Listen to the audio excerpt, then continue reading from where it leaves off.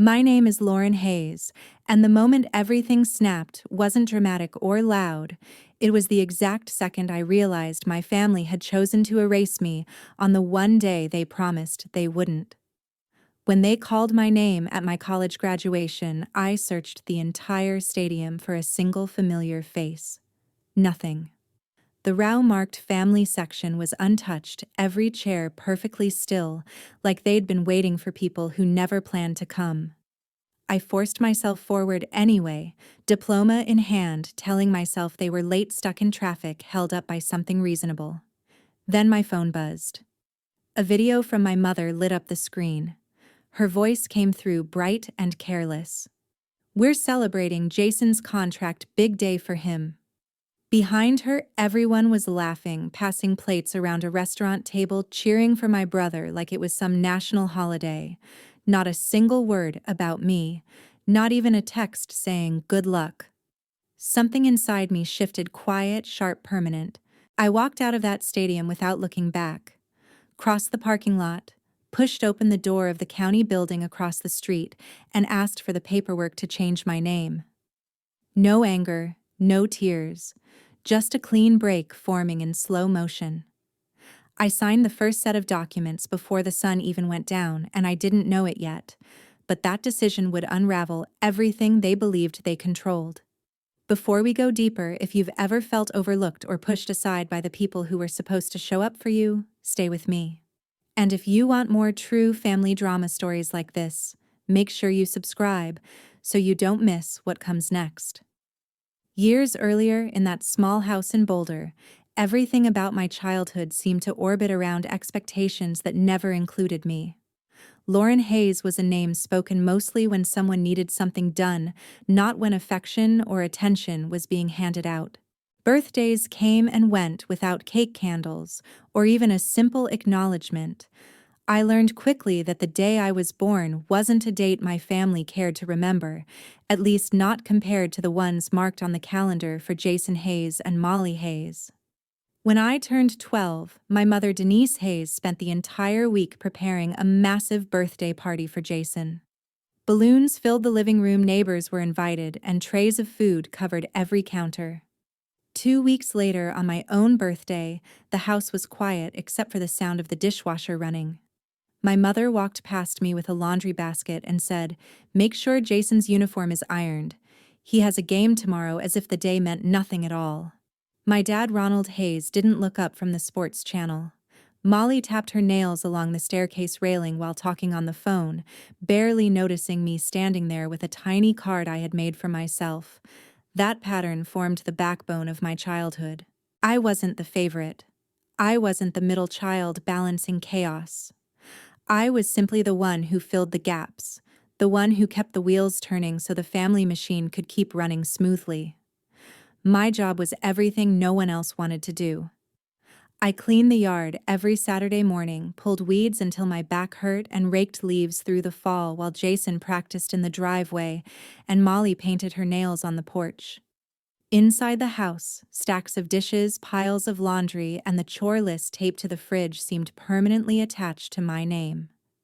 If Molly babysat her friend's daughter, I was the one who ended up watching the child. If Jason needed his gear cleaned or packed for early morning practice, it was always my responsibility. The more I did, the more invisible I became. Nights were the hardest. My mother and siblings would sit together in the living room laughing at inside jokes I wasn't part of. Their voices blended into one constant echo of belonging I could hear, but never touch. I stayed in the hallway or the kitchen folding towels or wiping counters, pretending not to care. But inside, something small and aching kept growing. The only warmth that broke through came once a year. Aunt Marion, my mother's older sister, sent me a handwritten birthday card every August. She lived 3 states away, but somehow she always remembered. The cards were simple, usually a pressed flower, a short message, and her slanted signature, but they were the only proof that someone knew I existed beyond chores and obligations. I kept every one of them in a shoebox under my bed, reading them late at night when the house felt heaviest. Each card reminded me that even if the people under my roof didn't see me, there was at least one person somewhere who did. Those moments were small, but they mattered more than anyone knew. And as the years layered themselves over those memories, the house in Boulder became the place where I learned what it meant to be present, but never acknowledged. As the years moved forward, I eventually found myself walking the halls of Boulder High School, trying to blend into a place where everyone else seemed to have someone cheering them on. I kept my head down, moving from class to class, doing what I was supposed to do, without expecting anyone from home to ask how my day went.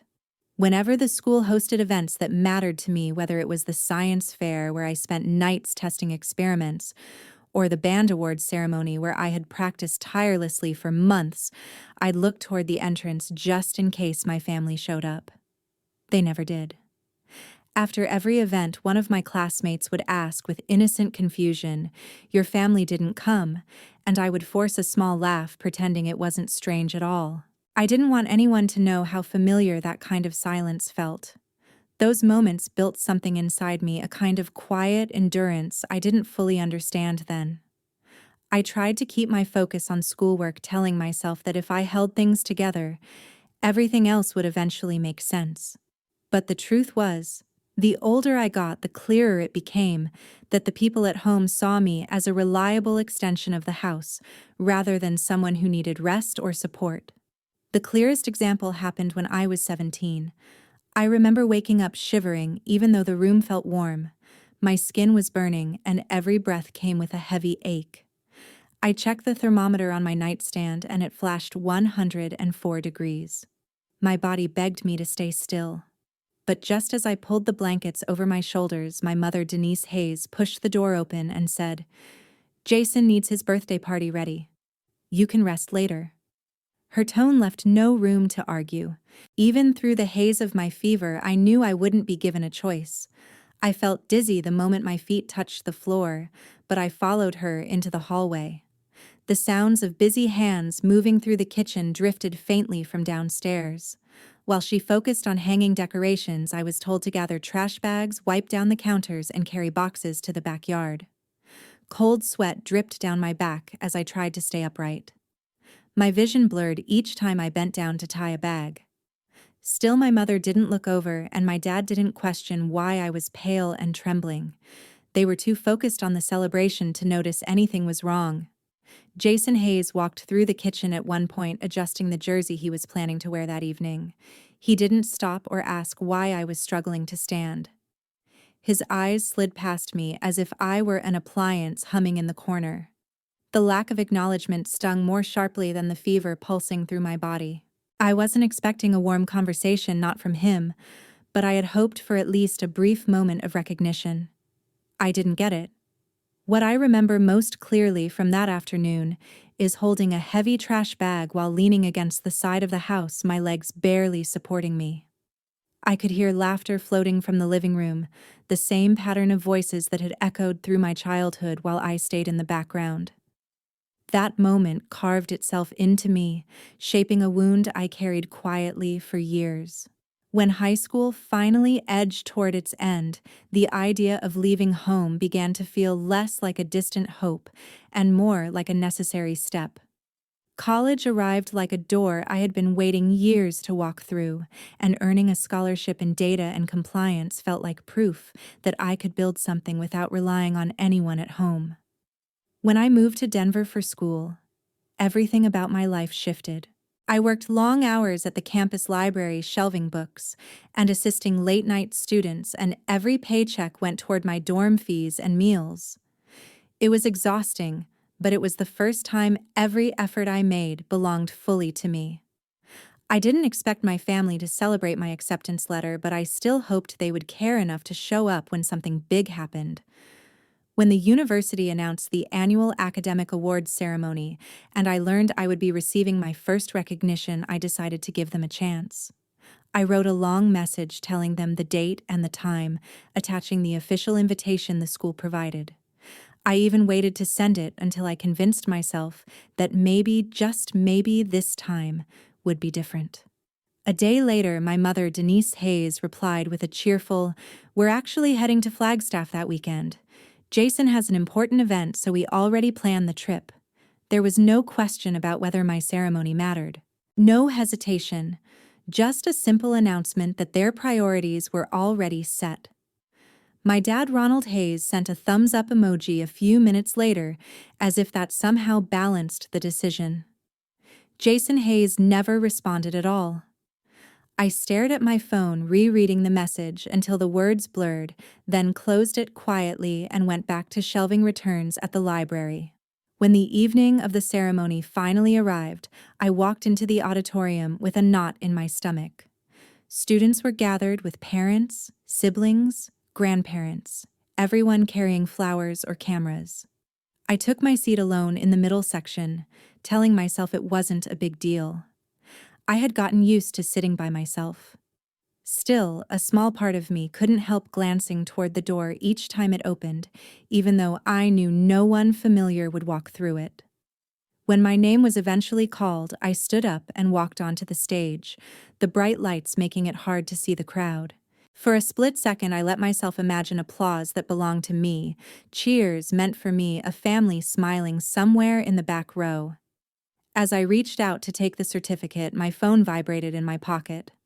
I ignored it until I stepped off the stage, then pulled it out as I moved toward my seat. It was a video sent from my mother. I tapped it open, and immediately the screen filled with the sound of people laughing, clapping, cheering loudly. My whole family was gathered around Jason, who was holding a trophy I had never heard about. They were at a restaurant table, drinks, raised plates scattered everywhere. Someone shouted, "Jason, you did it!" My mother's voice followed, full of pride I had never heard directed at me. I waited for even a single line acknowledging my ceremony that night, but the clip ended abruptly. There was no "Congrats, Lauren." Not even a text. I sat down slowly, holding the award in one hand and the cooling phone in the other. The noise of the auditorium faded into a distant hum as the truth settled heavily across my chest. This wasn't an accident. It wasn't bad timing or miscommunication. It was a pattern, the same shape it had always taken, repeating itself without hesitation. In that quiet moment, surrounded by families celebrating their children, I finally understood just how deeply that pattern ran. Graduation morning began with a kind of quiet I had learned not to question, but I still sent a message to my mother, Denise Hayes, just to try one last time. I typed out the details for the ceremony, hit send, and waited a minute before locking my phone. The message didn't show as seen, and I knew it wouldn't. I got dressed, straightened the gown the university had handed me, and headed toward the stadium with a feeling that sat somewhere between hope and resignation. The closer I got, the louder the crowd became. Families were gathered near the entrance with posters, bouquets, and homemade banners.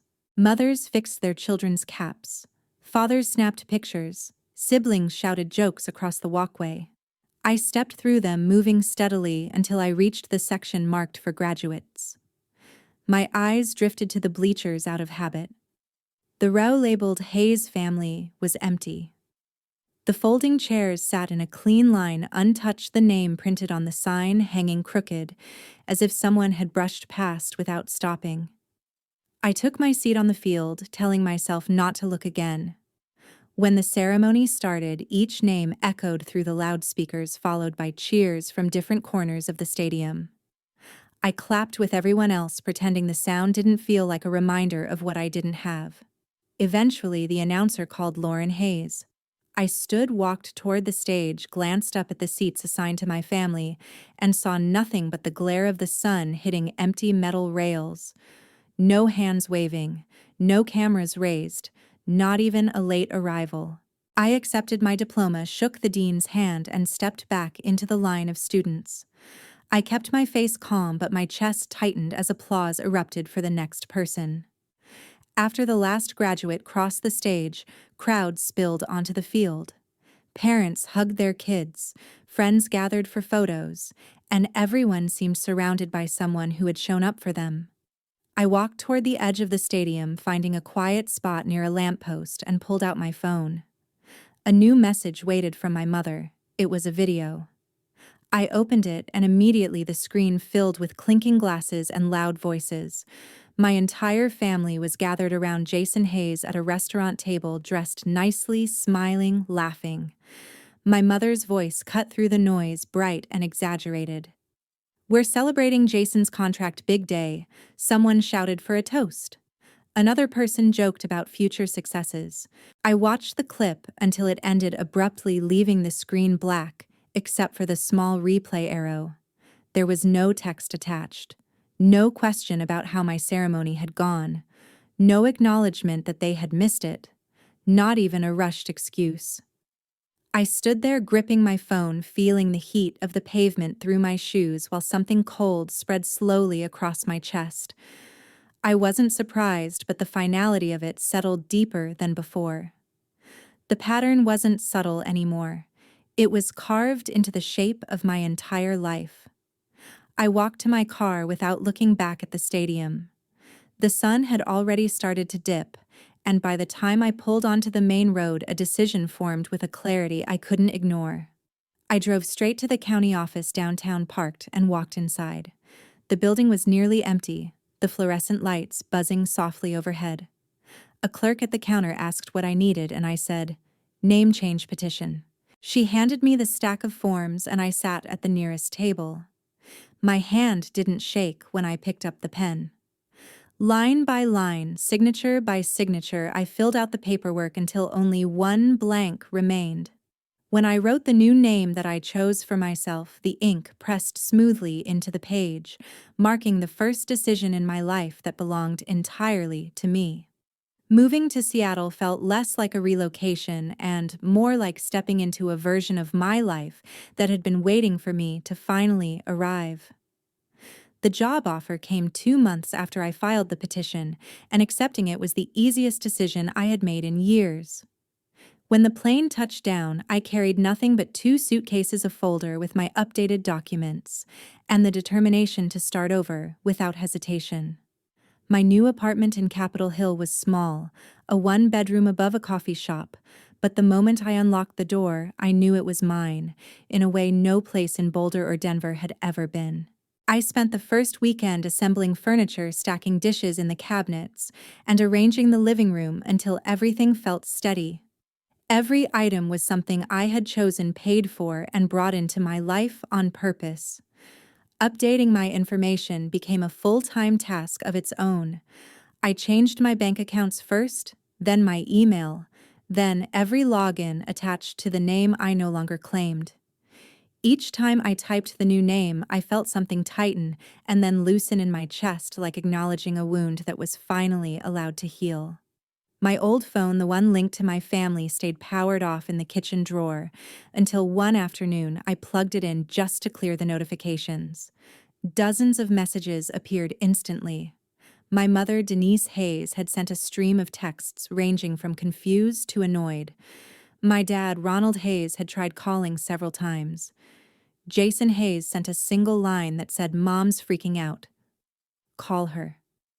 I didn't respond. I powered the phone off again and slid it back into the drawer, letting the silence speak for me. Work became a place where I could exist without being compared to anyone, and that alone shifted something inside me. On my first week, my supervisor introduced me to a colleague named Eli Turner. He was practical, straightforward, and uninterested in office politics. During our first project together, he explained procedures without making me feel like I should already know them, and when I asked questions, he didn't sigh or glance at the clock. Eli showed me where people usually ate lunch, pointed out the nearby market that sold affordable groceries, and gave me the names of a few reliable local repair services. Nothing about him was intrusive, and I appreciated that more than I could say. He treated me like someone who belonged without asking for anything in return. Late one evening, after finishing a report, my phone rang with an unfamiliar area code. I hesitated before answering, expecting a telemarketer, but the moment I heard the voice on the other end, my shoulders dropped. It was Aunt Marion. She said my new name softly, like she was testing each letter with care, and then told me she was proud of me. No questions about why I changed it. No judgment about the distance I had put between myself and everyone else. Just warmth. Just understanding. You don't owe anyone an explanation, she told me. You get to choose your life now. I didn't realize how much I needed to hear that until the call ended. That night, I sat by the window of my apartment with the city humming below me, and for the first time in a long time, I felt a quiet expanding inside my chest. Not happiness exactly, but something steadier, something that felt like freedom. The first signs of the Hayes family unraveling didn't reach me directly, but through scattered mentions online about an early season football injury. Jason Hayes had taken a hard hit during the opening game, and the report said he was pulled off the field with a suspected ligament tear and possible spinal complications. I wasn't following his career, but his name still appeared in local sports feeds, and seeing it there made my stomach tighten for a moment before settling into a steady calm. The article mentioned extended medical evaluation and lengthy rehabilitation timelines, which in professional sports language meant the season was effectively over for him. Insurance covered part of the treatment but not the long-term therapy, post-surgical tests, or income gaps caused by an interrupted contract. According to a public statement from his team, responsibility for the remaining costs would fall on the athlete and their family. That part lingered in my mind only because I knew exactly how unprepared they were for anything resembling financial strain. A few weeks later, I heard through a mutual connection that Molly Hayes had returned to my parents' house. Her marriage, which had seemed perfect on social media, had ended abruptly. She moved back into her childhood room with her toddler in tow, and the tension in the house reportedly escalated with every passing day. The house that once boasted about being busy and joyful now carried a different reputation, one of arguments behind closed doors and exhausted voices leaking onto the front lawn. I didn't reach out. I didn't need to. The distance I'd built was intentional. Around the same time, my old phone, which I kept powered off in a drawer, buzzed once before dying again. When I plugged it in out of curiosity, I saw dozens of missed calls from my mother, Denise Hayes. They were spread across several days, sometimes minutes apart. She had left voicemails, each one clipped short as if she were speaking while pacing or crying. My dad, Ronald Hayes, had tried calling too. Even Molly had attempted once. Jason had not. None of the messages were coherent. They all circled around one theme: call us back. It's urgent. I powered the phone off without listening to anything further. The real reason behind the calls arrived a week later during my lunch break. My new phone rang with a number I didn't recognize. Expecting a work-related update, I answered, and a woman introduced herself as a representative from a financial services center in Colorado. Her voice was polite, but carried a tension that hinted at confusion. She asked to confirm my full legal name. I gave her the new one. There was a long pause before she continued. Your family has been trying to locate you, she said. They've reached out to several departments regarding an unresolved loan. It appears you were listed as a minor co-signer many years ago. Because they cannot proceed without your signature, they requested assistance finding you. I leaned back against my chair, letting her words settle. That loan must have been from a time when I had no control over anything, not my plans, not my finances, not even my birthdays. They had used my name then because they needed it, and they were trying to use it again now for the same reason. The representative hesitated before asking, "Would you like us to relay a message or provide them with your current information?" I didn't raise my voice, but my answer was sharp enough to cut through any remaining misunderstanding. Hayes is no longer my name. She exhaled softly, acknowledging the finality of my response. Understood. I'll update our records. When the call ended, I sat still for a long moment, the noise of the office fading into the background. There was no triumph in learning that the Hayes family was collapsing, only clarity, a recognition that the distance I created hadn't punished them. Life had simply revealed the consequences they had built for themselves. The house that once revolved around its chosen favorites now stood fractured, and every part of it was breaking from the inside. Back in my Seattle apartment, I sat at the small dining table that doubled as my workspace, drafting a final legal notice that would close every remaining door connecting me to the Hayes household. The email was concise, reviewed by a company attorney, and written with a clarity I had never allowed myself when dealing with my family. It stated that I no longer consented to any form of contact, that any attempt to involve me in financial obligations created without my knowledge would be directed to legal counsel, and that my new name and identity were fully recognized at both state and federal levels. Before hitting send, I read it once more, not out of hesitation, but to acknowledge the weight of the moment. This wasn't an angry outburst. It was the outcome of a lifetime. After sending it, I leaned back, letting the quiet hum of the city below settle around me.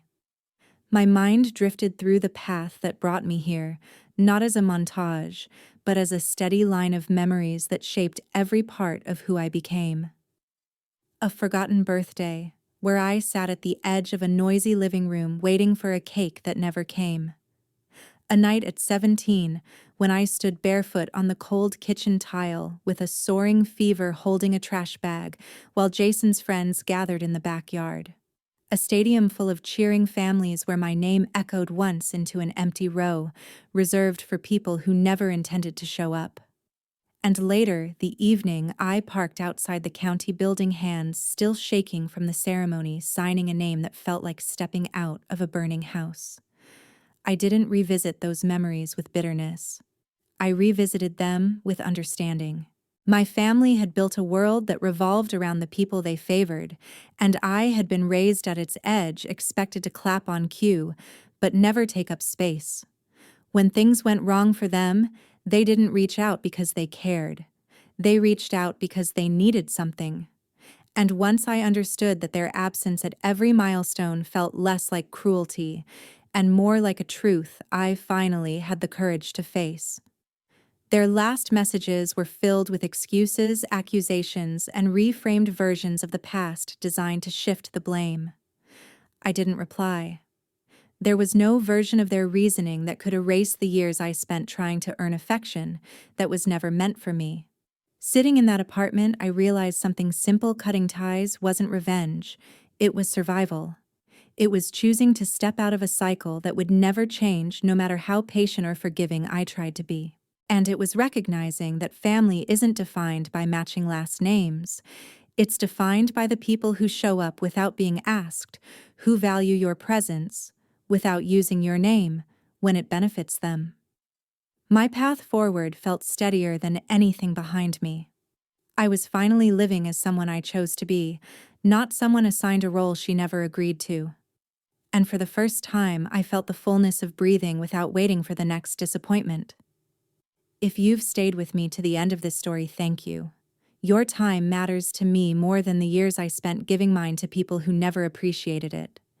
If any part of my journey speaks to you, or if you've lived through something similar, I hope it reminds you that walking away is not weakness, it's courage. And if you want to hear more stories like this, don't forget to subscribe and share your thoughts. Your voice deserves to be heard, especially by those who tried to silence theirs.